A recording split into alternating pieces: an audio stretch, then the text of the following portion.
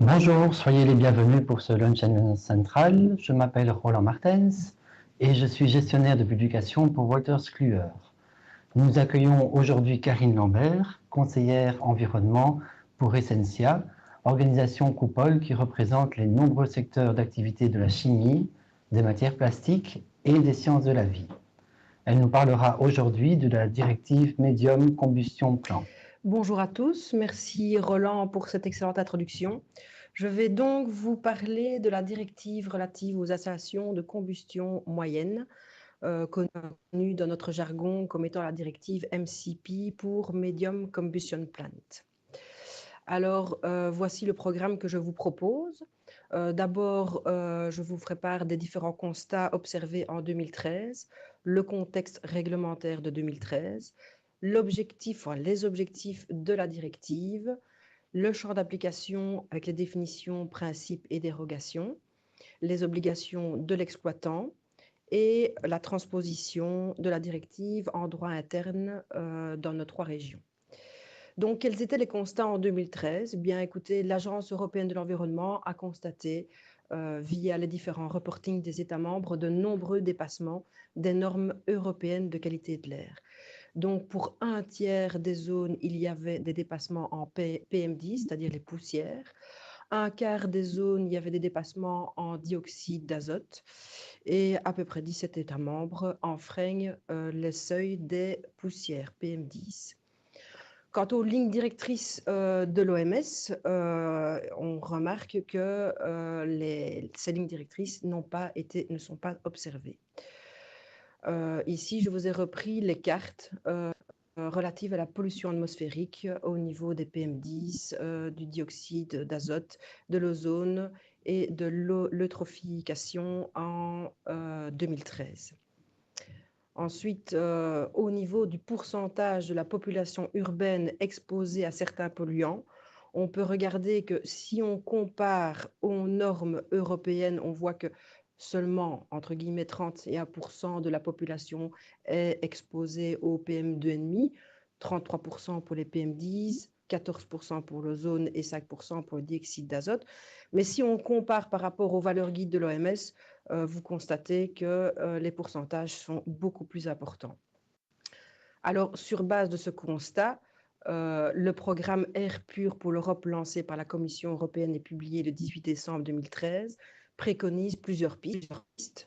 La première piste est de modifier les objectifs de qualité de l'air et de les rendre plus contraignants. Le deuxième objectif relève de la révision de la directive sur les plafonds d'émissions nationaux, c'est la directive NEC, qui a été adoptée fin de l'année dernière. Et une troisième piste, c'était une nouvelle directive qui visait à réduire la pollution provenant des installations de combustion de taille moyenne, la directive dont je vais vous parler aujourd'hui. Alors, pourquoi cette nouvelle directive ? Pour combler un vide juridique, puisque les petites installations de combustion étaient déjà réglementées par la directive éco-conception. Quant aux grandes installations de combustion, elles sont réglementées via la directive sur les émissions industrielles, mieux connue sous le nom de directive IED. Alors ici, je vous ai repris l'intitulé complet de la directive sur les installations de combustion moyenne. Cette directive a été publiée au journal officiel des communautés européennes le 28 novembre 2015 et les États membres doivent transposer cette directive en droit interne pour le 19 décembre 2017. Alors, quel est l'objectif de cette directive ? L'objectif est de 2 ordres.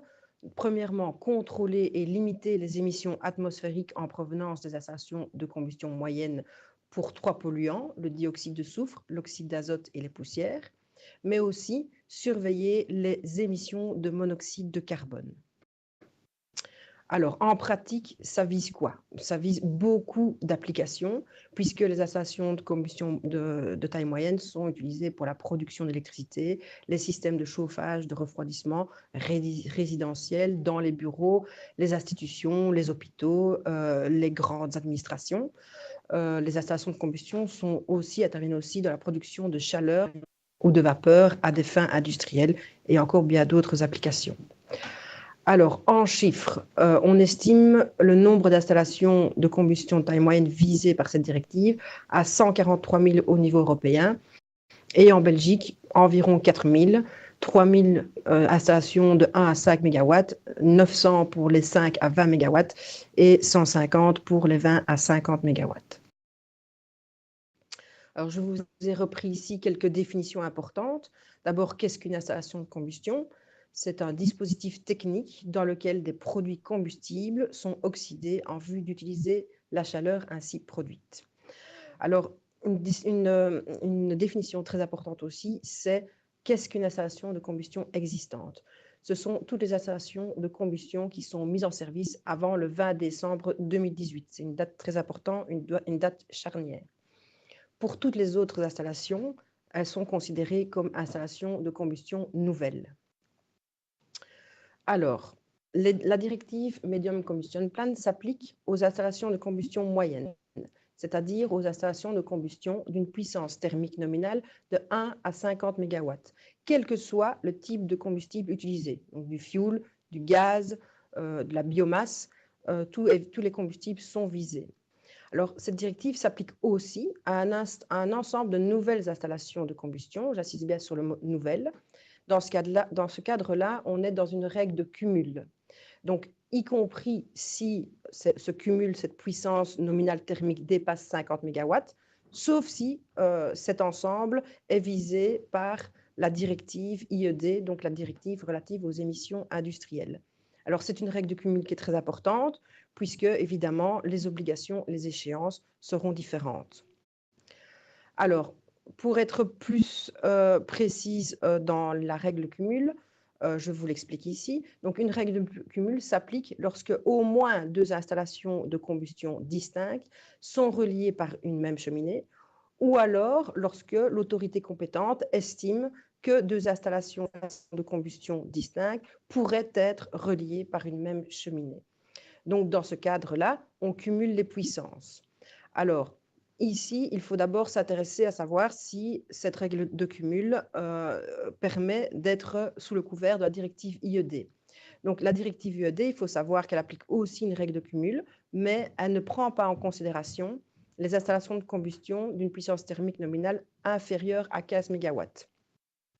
Et la directive IED ne s'applique que si la puissance thermique nominale totale dépasse les 50 MW. Alors, à ce moment-là, si on n'est plus sous le couvert de la directive IED, on regarde à ce moment-là la règle de cumul applicable à la directive MCP. Et là l'ensemble des 2 nouvelles installations de combustion moyenne doit dépasser 1 MW pour que la directive MCP s'applique. Alors, je vous ai fait ici quelques exemples, je vous ai repris quelques exemples. Le premier exemple, c'est nous avons une installation A qui fait 35 MW, une installation B qui fait 20 MW. On voit bien qu'ici, la capacité nominale totale est supérieure à 55 MW. Donc, ici, dans cet exemple-ci, cela va relever de la directive IED. Dans ce cadre-là, la directive MCP ne s'appliquera pas. Dans l'exemple 2, on a une installation A qui est de 45 MW, une installation B de 10 MW. La capacité nominale totale est toujours de 55 MW, mais cela ne relèvera pas de la directive IED parce que l'installation B n'est pas prise en considération pour la règle de cumul IED. Donc, c'est comme si on redescendait à 45 MW. Dans ce cadre-là, les 2 installations seront soumises à la direction Medium Combustion Plant.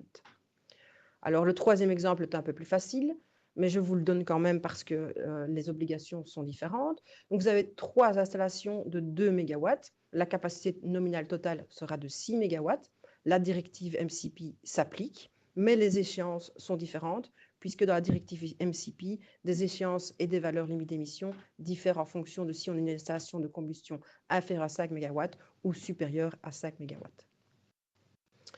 Alors, on a bien vu que ça va concerner énormément d'installations. Maintenant, il y a des exclusions au champ d'application. Je ne vous ai pas repris toutes les exclusions que vous pouvez retrouver à l'article 2 de la directive, mais j'ai repris les principales. Donc, comme on l'a vu tout à l'heure, ça ne s'applique pas aux installations de combustion qui sont visées par la directive émissions industrielles, la directive IED.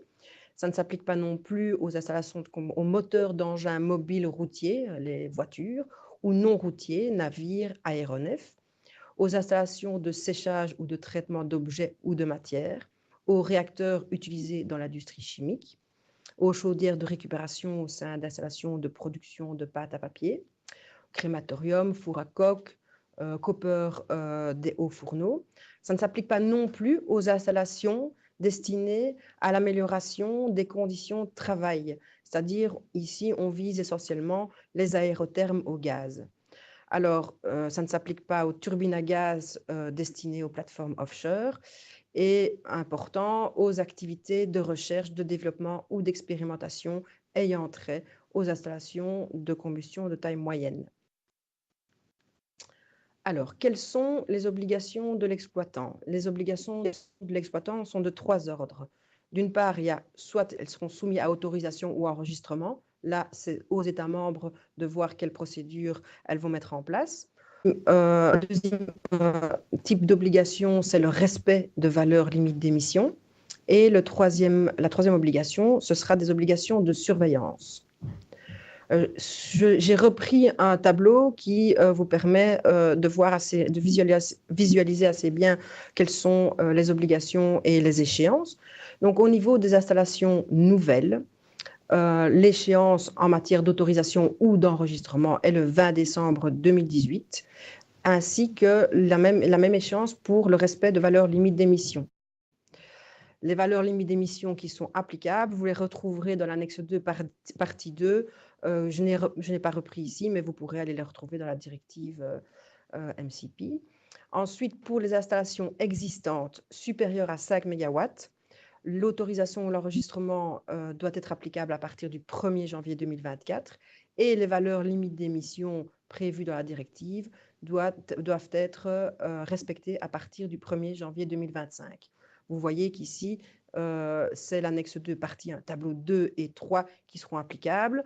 Je vous mentionne ce détail puisque pour les installations existantes inférieures à 5 MW, les échéances sont le 1er janvier 2029 pour les autorisations, le 1er janvier 2030 pour le respect de valeurs limites d'émission, mais les valeurs limites d'émission sont différentes puisque là, on doit se référer à l'annexe 2, partie 1, tableau 1 et 3.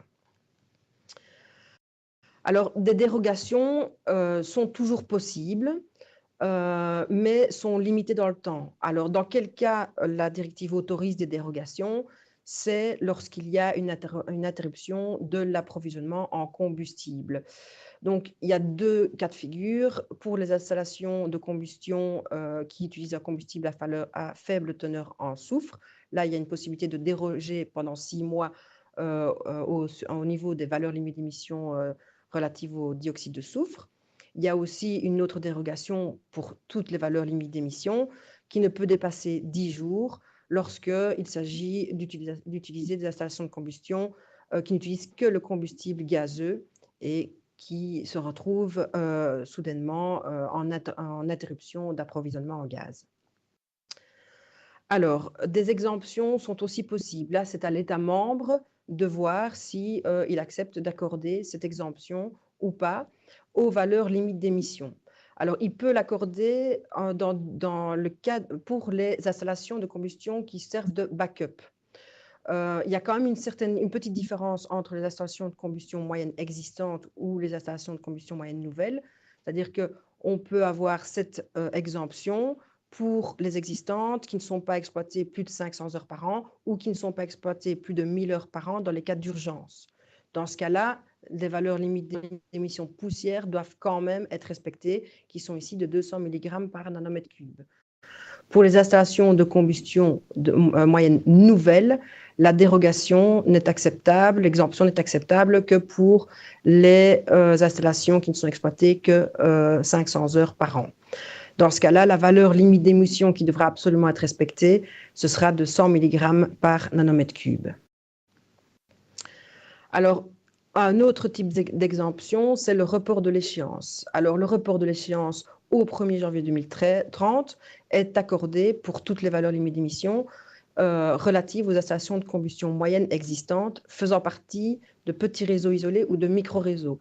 Ici, je vous ai repris les définitions de ce qu'est un petit réseau isolé ou un micro-réseau. Je vous laisse lire ces définitions. Et ça, c'est accordé sans le choix des États membres. Par contre, d'autres exemptions peuvent être accordées par l'État membre, des exemptions au niveau de l'échéance au 1er janvier 2030, à condition que ça n'engendre pas une pollution importante et que le niveau élevé de protection de l'environnement soit garanti. Alors, pour toutes les valeurs limites d'émission relatives aux installations de combustion moyenne existantes supérieures à 5 MW, utilisées dans le cadre d'un réseau public de chauffage urbain, à certaines conditions que vous retrouverez ici sur les slides. Dans ce cas de figure, des valeurs limites d'émission de dioxyde de soufre sont quand même imposées. Il s'agit de 1100 mg par nanomètre cube et des valeurs limites d'émission poussière sont aussi imposées, c'est 150 mg par nanomètre cube. Alors, uniquement pour les valeurs limites d'émission poussière, il y a aussi une possibilité pour l'État membre de reporter l'échéance au 1er janvier 2030. Cela concerne les installations de combustion moyenne nouvelle existence qui utilisent la biomasse. Ce n'est acceptable que dans les zones où le seuil de la directive qualité de l'air ambiant sont respectés. Dans ce cadre-là, l'exemption porte sur les valeurs limites d'émission poussière, mais il y a quand même un seuil qui ne peut être dépassé, c'est 150 mg par nanomètre cube. Alors, l'État membre peut également reporter l'échéance au 1er janvier 2030 pour les valeurs limites d'émission relatives aux NOx.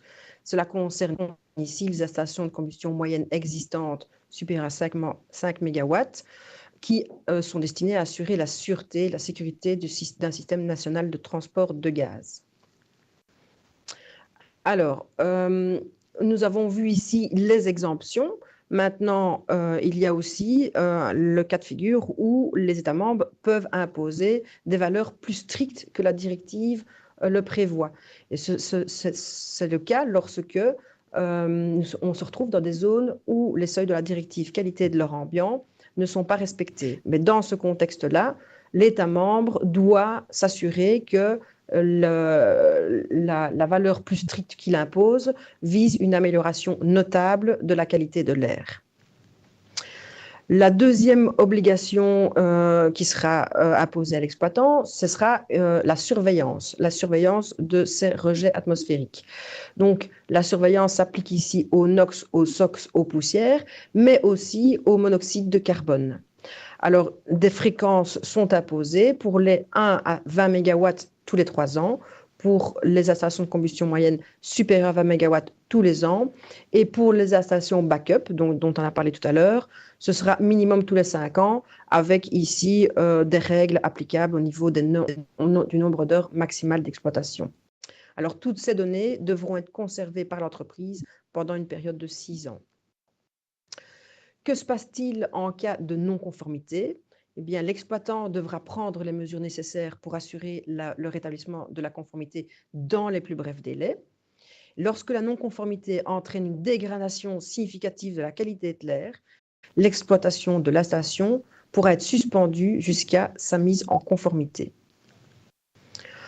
En droit belge, où en est-on au niveau de la transposition qui doit intervenir avant le 19 décembre 2017. Alors, on a déjà un texte en préparation en région flamande. Il s'agira ici de modifier le VLAREM, et donc de transposer la directive, les valeurs reprises dans la directive et les obligations reprises dans la directive dans le VLAREM. Le VLAREM, je vous rappelle, c'est le décret flamand relatif au permis d'environnement. Alors, ces textes seront soumis à consultation normalement, d'après ce qu'on en sait, dans la première quinzaine de février. Et les principes retenus sont que là où le VLAREM est déjà plus contraignant à l'heure actuelle, il n'y aura pas de changement, les valeurs limites seront conservées. Pour les installations existantes, les valeurs limites actuelles seront renforcées là où la directive l'exige. Et pour les nouvelles installations, dans certains cas, les valeurs limites qui seront reprises dans le projet seront plus strictes que la directive, de manière à encourager à l'utilisation de carburants moins polluants. En Wallonie et à Bruxelles, nous n'avons pas encore de texte disponible, mais les textes, on est certain que les textes sont en préparation et passeront également, normalement, selon nous, par la procédure de permis d'environnement. Voilà, je pense que j'ai terminé mon exposé. Je vous remercie pour votre attention et je répondrai volontiers à toutes vos questions.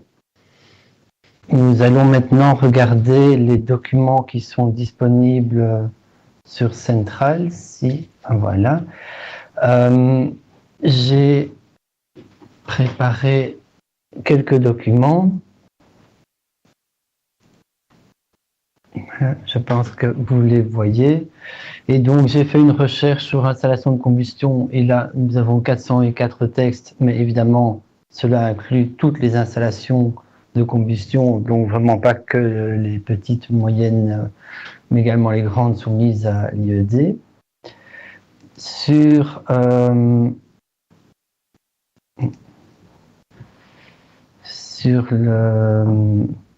les combustions moyennes, ici, nous avons un article qui explique le préparatif, puisque fatalement, ce n'a pas encore été transposé en droit belge. Donc, nous vous tiendrons au courant dès que la transposition sera faite pour les 3 régions.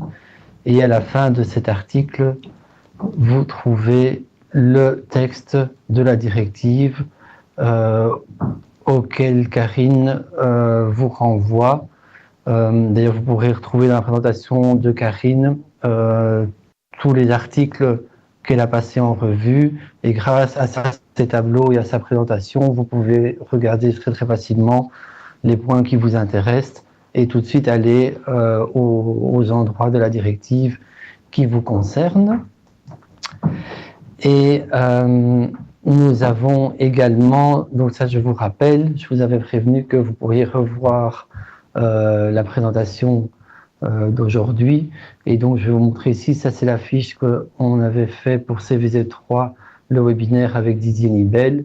Et donc comme vous voyez, il y a un lien qui vous permettra d'aller à l'enregistrement. Bon, ici c'est CVZO, mais on fera la même page pour la directive MCP, à l'enregistrement de ce webinaire, et la présentation de Karine sera également disponible en PowerPoint. Je vais demander à Yannick si nous avons reçu des questions pour Karine. Alors, j'ai une première question. La surveillance des émissions doit être faite par un organisme agréé ou est-ce qu'une surveillance interne est possible? À l'heure actuelle, ce n'est pas encore déterminé. La directive, en tous les cas, ne l'impose pas, mais probablement que ce sera confirmé dans la transposition de la directive. Je suppose, moi, que ça va être une surveillance interne qui devra être faite par l'entreprise, mais bon, ça c'est un petit peu aux États membres à voir comment ils vont transposer cette obligation. Je pense que ça va être, à mon avis, de la même manière que d'autres obligations dans le permis d'environnement, ou peut-être qu'un minimum de mesures devra peut-être être fait par un expert agréé, et que les mesures supplémentaires pourraient être faites en interne. C'est un petit peu, c'est dans le cadre de la transposition qu'on aura la réponse. Oui, on ne sait pas encore s'il y aura des contrôles systématiques, il faudra tenir un registre. Et, Pour le moment, la directive impose simplement des fréquences, mais n'impose pas l'obligation. Ok, je vais voir s'il y a des autres questions. Ça n'a pas l'air d'avoir d'autres questions. Une bonne nouvelle, c'est que la présentation était très claire. La présentation s'achève ici. Merci pour votre écoute. Merci donc à Karine Lambert pour ses explications. Merci à Yannick et à Maxime qui ont assuré la partie technique de ce webinaire. Bon après-midi à tous. Merci.